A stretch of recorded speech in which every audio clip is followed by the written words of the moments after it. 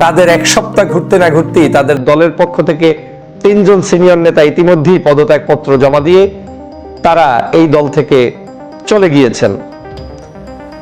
জাতীয় নাগরিক পার্টির যে অভিষেক অনুষ্ঠানটি আমরা দেখলাম, তাদের যে আত্মপ্রকাশ অনুষ্ঠানটি দেখলাম, সে আত্মপ্রকাশ অনুষ্ঠানে বাংলাদেশের বিভিন্ন প্রান্ত থেকে হাজারো ছাত্র জনতা এখানে অংশগ্রহণ করেছেন, বিভিন্ন রাজনৈতিক দলের প্রতিনিধিরা অংশগ্রহণ করেছেন।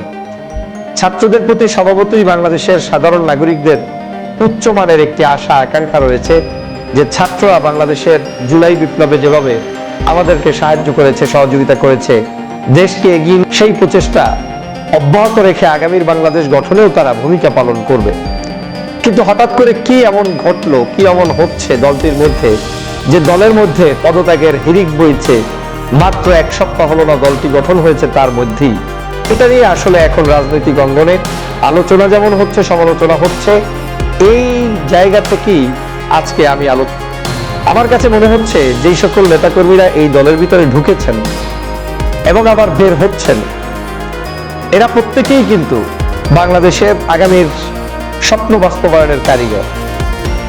বাংলাদেশের বৈষম্য বিরোধী আন্দোলন যখন শুরু হয়, সেই আন্দোলনের সময় যারা নেতৃত্ব দিয়েছেন, বিভিন্ন দলের সংগঠনের পিছন থেকে সামনে থেকে গোপন, সবাই কিন্তু দেশপ্রেমিক, সবাই চায় বাংলাদেশকে সুন্দরভাবে বিনির্মাণ করতে। বাংলাদেশের ছাত্র জনতার এই আন্দোলনকে যখন তুঙ্গে উঠেছে, তখন এদেশের রাজনৈতিক সংগঠনগুলো তাদেরকে ব্যাকআপ দিয়েছে, পিছনে বাতাস দিয়েছে। এবং কেউ কেউ মনে করে বাংলাদেশের এই ছাত্রদের যে নেতৃত্বে গঠিত আন্দোলন, এবং আমিও মনে করি, কেউ কেউ না, আমিও মনে করি এদের মধ্যে সিংহভাগই হয়তো বাংলাদেশের যেই দলটিকে শেখ হাসিনা নিষিদ্ধ করেছিল, সেই বাংলাদেশ জামাত ইসলাম, যাদেরকে সম্ভবত 1 তারিখ বা 2 তারিখে নিষিদ্ধ করেছে, আর 5 তারিখে গিয়ে শেখ হাসিনার পতন হয়েছে। এই আন্দোলনের সময় পিছন থেকে ব্যাকআপ দিয়েছে, কৌশলে নেতৃত্ব দিয়েছে ভিন্ন আঙ্গিকে, কিন্তু তারা সেটা সামনে প্রকাশ করেনি।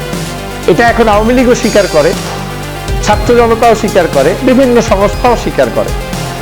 কিন্তু এর বাহিরে বড় যে শক্তিটি কাজ করেছে সেটা হচ্ছে বাংলাদেশের বড় বড় রাজনৈতিক দল, যেমন বাংলাদেশ জাতীয়তাবাদী দল, তারপরে বাংলাদেশ জামাত ইসলাম, ইসলামী আন্দোলন বাংলাদেশ, এরপরে গণ অধিকার পরিষদের নুরু ভাইয়ের নেতৃত্বে একদল মেধাবী শিক্ষার্থীরা এখানে অংশগ্রহণ করেছে।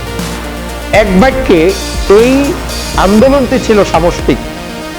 কিন্তু এই আন্দোলনে যখন যারা যাদেরকে সহযোগিতা করেছে, তারা যখন হয়তো বাংলাদেশের ধর্মীয় মূল্যবোধ, জাতীয়তাবাদী মূল্যবোধ, এদেশের সভ্যতা সংস্কৃতিকে লালন করে সামনের দিকে দল নিরপেক্ষভাবে এগিয়ে যেতে পারে এবং এদেশের মানুষের রাজনীতিতে ভালো ভূমিকা পালন করতে পারে, তখন কিন্তু নির্দলীয় নিরপেক্ষ বহু মানুষ এই দলের পিছনে ব্যাকআপ দেওয়ার জন্য মাঠে নেমেছে। এখনো তারা অনেকে হয়তো স্টিল এই দলটার শুভকামনা করেই যাচ্ছেন।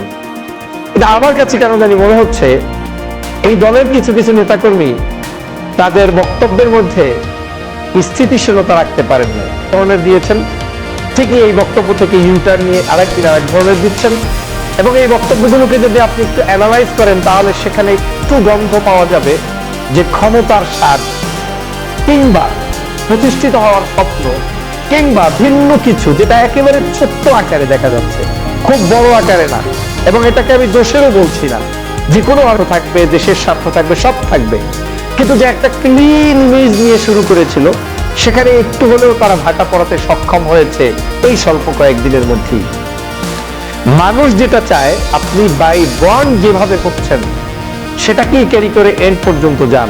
মানুষ যেটা চায়, আপনি যেটা শুরুতে বলেছেন, এখনো সে আওয়ামী লীগের সময় আপনি কি ভাষায় কথা বলতেন, এখন আপনার একই চরিত্র অন্য কোনো ব্যক্তি যদি অবলম্বন করে, আপনি একই ভাষা ব্যবহার করবেন, মানুষ আপনাকে অ্যাকসেপ্ট করবে। কিন্তু আওয়ামী লীগের সময় যে ভাষা আপনি ব্যবহার করেছেন, এখন আপনি একই অপরাধ ভিন্ন কেউ করলে করবেন না, তার মানে মানুষ বুঝে নিবে যে আপনি কারো না কারো হয়ে এমন ভাবে কাজ করছেন যে আপনি কোনো অবস্থাতেই নীতি নৈতিকতার জায়গাটায় নেই। মাধ্যমে প্রতিষ্ঠিত এই রাজনৈতিক দলটির ভবিষ্যৎ অন্ধকার হবে না, তবে এই রাজনৈতিক দলটার প্রতিষ্ঠা হওয়ার জন্য কিছুটা হলেও নতুন করে আবার তারা বাধার সম্মুখীন হবেন, এবং তার একটা নজির হচ্ছে এই তাদের দল থেকে একসাথে কিছু মানুষের পদত্যাগ। আমি জানি না এই মানুষগুলোর উদ্দেশ্য কি, নিশ্চয় মনে করেছে এই দলের ভিতরে যে চিন্তা চেতনা আদর্শ নিয়ে তারা ঢুকেছিলেন সেটা হয়তো ফুলফিল হবে না, এবং তারা যেটা চাচ্ছেন সেটা হয়তো কেউ করবে না। তো না করার কারণে তারা আজকে